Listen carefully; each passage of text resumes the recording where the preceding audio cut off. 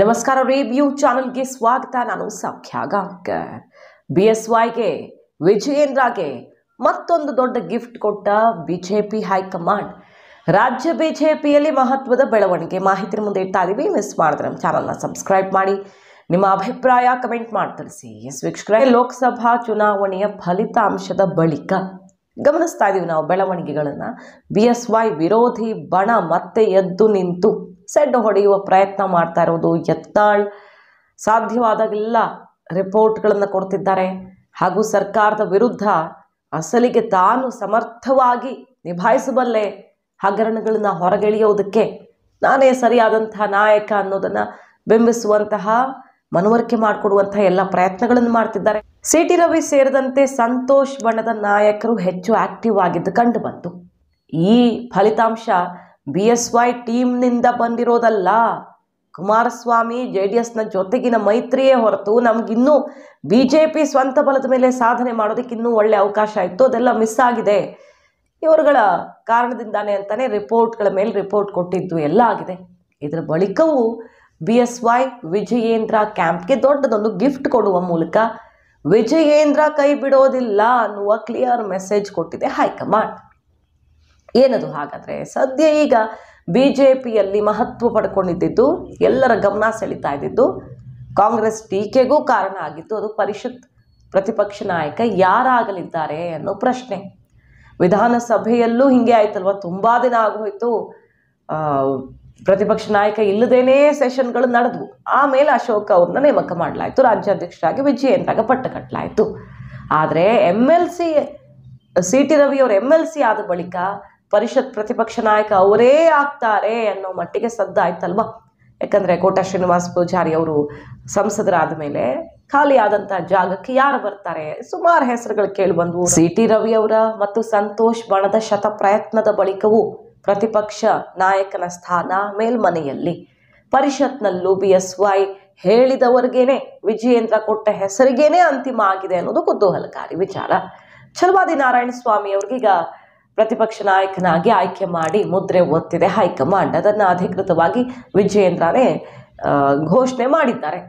ದಲಿತ ನಾಯಕನಿಗೆ ಪಟ್ಟ ಕಟ್ಟುವ ಮೂಲಕ ಕಾಂಗ್ರೆಸ್ ಕಟ್ಟು ಹಾಕುವಂತಹ ರಣತಂತ್ರದಂತೆ ಕಂಡು ಬಂದರೂ BJPಯಲ್ಲಿ ಕೆಲವರ ವೇಗಕ್ಕೆ ಬ್ರೇಕ್ ಹಾಕುವಲ್ಲಿ ಯಶಸ್ವಿಯಾಗಿದ್ದಾರೆ ವಿಜಯೇಂದ್ರ ಅನ್ನೋದು ಕ್ಲಿಯರ್ ಆಗ್ತಿದೆ. ಮತ್ತು ವಿಜಯೇಂದ್ರ ಲೆಕ್ಕಾಚಾರಗಳಿಗೆ ಈಗಲೂ ಹೈಕಮಾಂಡ್ ಮಣೆ ಹಾಕ್ತಾ ಇದೆ. ಈ ಹೊತ್ತಲ್ಲಿ ಬದಲಾವಣೆ, ಸರ್ಜರಿ ಮತ್ತೊಂದು ಬೇಡವೇ ಬೇಡ, ಮತ್ತು ಡಿಸ್ಟರ್ಬ್ ಮಾಡೋದು ಬೇಡ ಈಗಿರೋ ವ್ಯವಸ್ಥೆಯನ್ನ ಅಂತ ನಿರ್ಧರಿಸಿರೋದು ಕ್ಲಿಯರ್ ಆಗ್ತಿದೆ. ಈಗ ಚನ್ನಪಟ್ಟಣ ಬೈ ಎಲೆಕ್ಷನ್ ವಿಚಾರದಲ್ಲಿ ಹೈಕಮಾಂಡ್ ಕುಮಾರಸ್ವಾಮಿ ಅವ್ರದ್ದು ನಿರ್ಧಾರ, JDSಗೆ ಸೀಟು ಅಂತ ಹೇಳಿದಾಗ ಯಡಿಯೂರಪ್ಪನವರು ವಿಜಯೇಂದ್ರ ಕೂಡ ಯೋಗೇಶ್ವರ್ ಪರವಾಗಿ ಏನು ಬ್ಯಾಟ್ ಬೀಸ್ತಾ ಇಲ್ಲ. ಅಂದ್ರೆ ಎಲ್ಲೂ ವ್ಯತ್ಯಾಸಗಳು ಬರದಂತೆ, ಮೈತ್ರಿಯಲ್ಲೂ ವ್ಯತ್ಯಾಸಗಳು ಬರಬಾರ್ದು. ಮತ್ತು ಈಗಿರುವಂತಹ BJP ಸಿಸ್ಟಮ್ ಇರೋದ್ರಲ್ಲಿ ಇಷ್ಟಾದ್ರೂ ಪರ್ಫಾರ್ಮೆನ್ಸ್ ಆಗಿದೆ ಲೋಕಸಭೆಯಲ್ಲಿ, ಡಿಸ್ಟರ್ಬ್ ಮಾಡೋದು ಬೇಡ ಅಂತ ತೀರ್ಮಾನ ಮಾಡಿದ್ದು. CT ರವಿ ಮತ್ತು ರವಿಕುಮಾರ್ಗೆ ಆಘಾತ ಎದುರಾಗಿದೆ. ಛಲವಾದಿ ನಾರಾಯಣಸ್ವಾಮಿ ಅವರಿಗೆ ಅವಕಾಶ ಕೂಡಿ ಬಂದಿದೆ. ಛಲವಾದಿ ನಾರಾಯಣಸ್ವಾಮಿ ಅವರು ದಲಿತ ನಾಯಕರು, ಹಾಗಾಗಿ ಈಗ ಕಾಂಗ್ರೆಸ್ ವಿರುದ್ಧ ದಲಿತರಿಗೆ ಅನ್ಯಾಯ, ದಲಿತರ ದುಡ್ಡು ನುಂಗಿದ್ರು ಅನ್ನುವ ಆರೋಪಗಳು ಸುತ್ತಿಕೊಳ್ತಿರೋ ಹೊತ್ತಲ್ಲಿ, ಹಗರಣಗಳೆಲ್ಲ ಬಹುತೇಕ ದಲಿತರ ಸುತ್ತವೇ ಅನ್ಯಾಯ ಆಗಿದೆ ಅನ್ನುವಂತಹ ಆಕ್ರೋಶ ಭುಗಿಲೆತ್ತಿರೋ ಹೊತ್ತಲ್ಲಿ ಅದೇ ಸಮುದಾಯದ ನಾಯಕನಿಗೆ ಪಟ್ಟ ಕಟ್ಟಿರೋದ್ರಲ್ಲಿ ಒಂದು ಜಾಣ ನಡೆ ಕೂಡ ಕಾಣಬಹುದು. ಅಷ್ಟೇ ಅಲ್ಲ, ಛಲವಾದಿ ನಾರಾಯಣಸ್ವಾಮಿ ಅವರ ತಲೆ ಮೇಲೆ ಬರೀ ಚಡ್ಡಿ ಹೊರಿಸಿದ್ರು, ಇಷ್ಟಕ್ಕೆ ಬಳಸ್ಕೊಳ್ಳೋದು ಇವರು ಹಿಂದುಳಿದವರನ್ನ, ಪರಿಶಿಷ್ಟರನ್ನ ಅಂತೆಲ್ಲ ಟೀಕೆ ಮಾಡಿದ್ದನ್ನು ನೋಡಿದ್ವಿ ನಾವು. ಅದೆಲ್ಲದಕ್ಕೂ ಉತ್ತರ ಕೊಟ್ಟಂಗೆ ಕಾಣಿಸ್ತಾ ಇದೆ. ಅಷ್ಟೇ ಅಲ್ಲ, ಈಗ ಒಕ್ಕಲಿಗ ನಾಯಕತ್ವ ಅಂತ ಬಂದಾಗ ಅಲ್ಲಿ ಅಶೋಕ್ ಅವರಿದ್ದಾರೆ ಕೆಳಮನೆಯಲ್ಲಿ ವಿಧಾನಸಭೆ ಪ್ರತಿಪಕ್ಷ ನಾಯಕರಾಗಿ. ಇಲ್ಲೂ CT ರವಿ ಅವ್ರಿಗೆ ಒಕ್ಕಲಿಗ ನಾಯಕರಿಗೆ ಕೊಟ್ಟು ಬಿಟ್ಟಿದ್ರೆ ಅಲ್ಲಿ ಬದಲಾವಣೆ ಗ್ಯಾರಂಟಿ, ಅಶೋಕ್ ಅವರನ್ನ ಕೆಳಗಿಳಿಸ್ತಾರೆ ಅನ್ನೋದು ಪಕ್ಕ ಆಗ್ತಿತ್ತು. ಆದರೆ BSY ಆ್ಯಂಡ್ ಟೀಮ್ ಅಶೋಕ್ ಅವರನ್ನ ಉಳಿಸಿಕೊಳ್ಳುವಲ್ಲಿ ಯಶಸ್ವಿಯಾಗಿದೆ. CT ರವಿ ಅವ್ರಿಗೀಗ ಮತ್ತೊಂದು ನಿರಾಸೆ. ಸೊ ಅಶೋಕ್ ಸ್ಥಾನವು ಗಟ್ಟಿಯಾಗಿದೆ.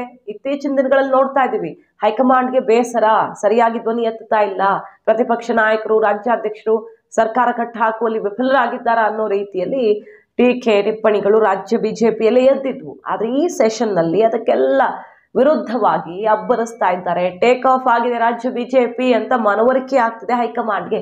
ಈ ಹೊತ್ತಲ್ಲಿ ಬದಲಾವಣೆ ಇಲ್ಲ, ಸದ್ಯಕ್ಕೆಲ್ಲ ಸಮಾಧಾನಕರವಾಗಿದೆ, ಈಗಿರುವಂತಹ ವ್ಯವಸ್ಥೆಯಲ್ಲಿಯೇ ಮುಂದುವರಿಯೋಣ ಅಂತ ಕ್ಲಿಯರ್ ಮಾಡ್ತಾ ಇದೆ. ಛಲವಾದಿ ನಾರಾಯಣಸ್ವಾಮಿ ಅವರ ಹೆಸರನ್ನ ಅಂತಿಮಗೊಳಿಸುವ ಮೂಲಕ ಇತ್ತೀಚೆಗಷ್ಟೇ ಅಮಿತ್ ಶಾ ಭೇಟಿ ಮಾಡೋದಕ್ಕೆ ಹೋದಾಗ ಛಲವಾದಿ ನಾರಾಯಣಸ್ವಾಮಿ ಅವರ ಹೆಸರನ್ನ ಇಟ್ಟು ಬಂದಿದ್ರು ವಿಜಯೇಂದ್ರ. ಅದನ್ನು ನಿಮ್ಮ ಮುಂದೆ ರಿಪೋರ್ಟ್ ಮಾಡಿದ್ವಿ ನಾವು. ಈಗ ಅದೇ ರೀತಿಯಲ್ಲಿ ಈ ಆಯ್ಕೆ ರಾಜ್ಯ ಬಿಜೆಪಿಗರಿಗೆ ಬಿಗ್ ಮೆಸೇಜ್ ಅಂದರೆ ತಪ್ಪಿಲ್ಲ. ಮಾಹಿತಿ ನಿಮ್ಗೆ ಇಷ್ಟ ಆಗಿದ್ರೆ ಮಿಸ್ ಮಾಡಿದ್ರೆ ನಮ್ಮ ಚಾನಲ್ನ ಸಬ್ಸ್ಕ್ರೈಬ್ ಮಾಡಿ, ನಿಮ್ಮ ಅಭಿಪ್ರಾಯ ಕಮೆಂಟ್ ಮಾಡಿ ತಿಳಿಸಿ. Thank you.